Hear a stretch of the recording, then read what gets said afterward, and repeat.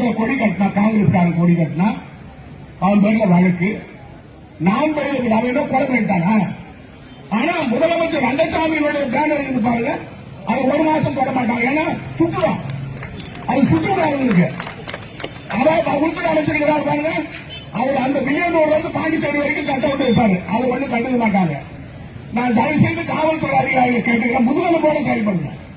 முதுகெலும்பு இருக்கிற காவல்துறைக்கு அதாவது துணிந்து செயல்படுங்க. உங்களை யாரும் ஒண்ணும் செஞ்ச முடியாது.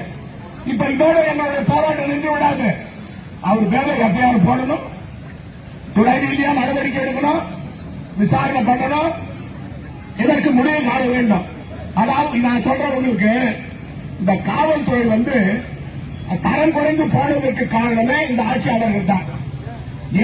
எப்பொழுது ஒரு முதலமைச்சர் ரங்கசாமி அவர்கள் ஆட்சிக்கு வராரோ, எப்ப முதலமைச்சர் அவர் வராரோ அப்பயே காவல்துறை சீரழிக்கும்.